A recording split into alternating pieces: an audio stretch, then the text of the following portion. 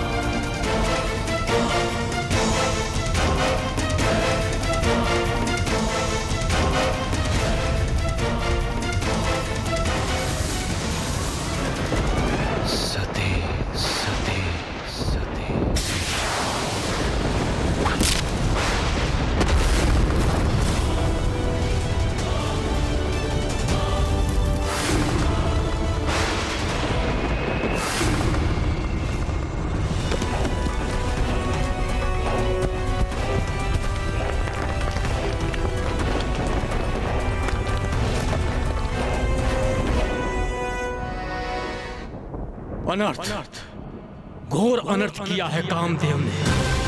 हमें अभी वहां जाना होगा।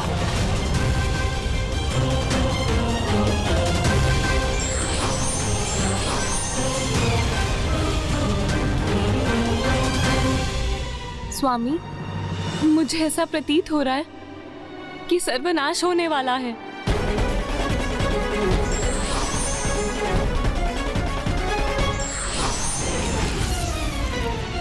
देवगण, इंद्रदेव, ये क्या अनर्थ कर दिया आपने?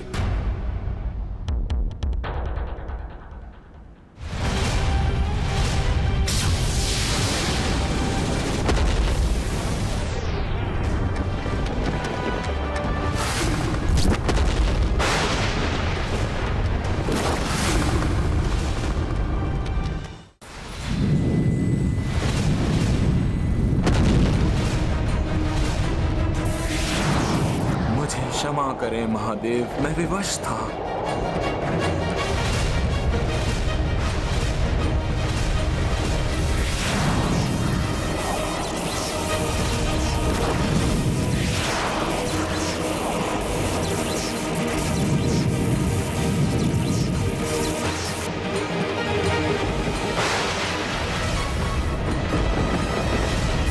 मेरा जाना अनिवार्य है।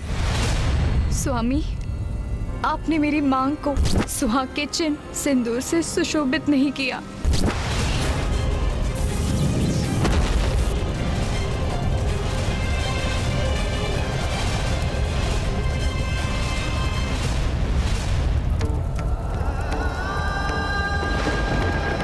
महादेव की क्रोधाग्नि ने कामदेव को भस्म कर दिया।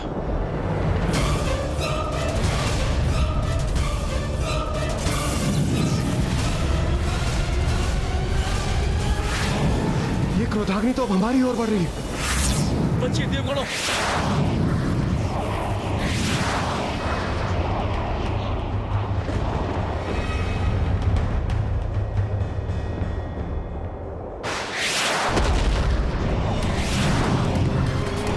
बहुत बड़ा अनर्थ कर दिया इंद्रदेव आपने। समाधि में स्थित महादेव पर काम इच्छा जागृत करने वाले कामदेव के बाण ने काम भावना के स्थान पर महादेव के भयंकर क्रोध को जागृत कर दिया है।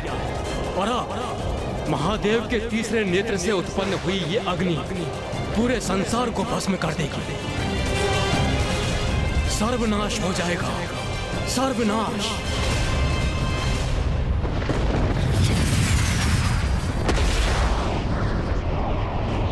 ये कैसा अनर्थ हो गया है? अब कोई भी शेष नहीं रहेगा क्या? महादेव की क्रोधाग्नि से हमारी रक्षा कैसे होगी?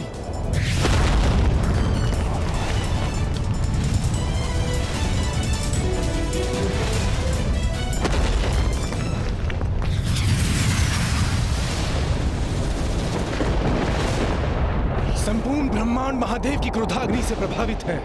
ऐसा प्रतीत पड़ता है जैसे सर्वत्र विनाशकारी अग्नि प्रज्वलित है।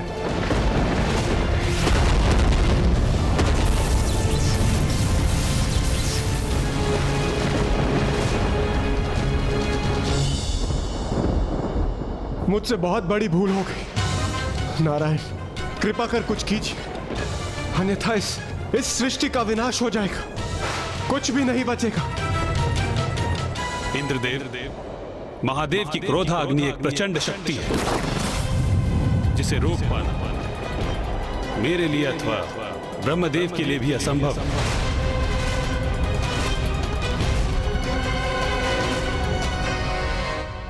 स्वयं ब्रह्मदेव और नारायण महादेव की क्रोधाग्नि को रोकने में अक्षम थे।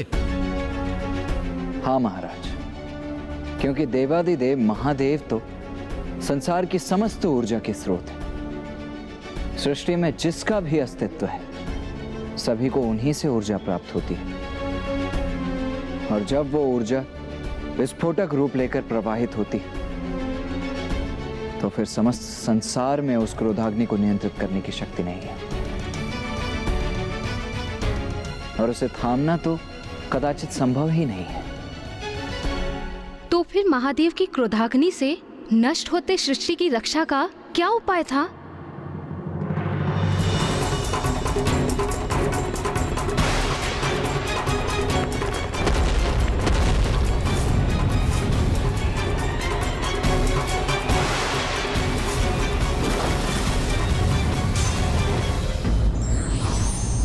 हमें किसी प्रकार का कदम उठाने के पूर्व उसके परिणाम का भी आकलन अवश्य करना चाहिए, अन्यथा दंड का भागी बन सकते हैं।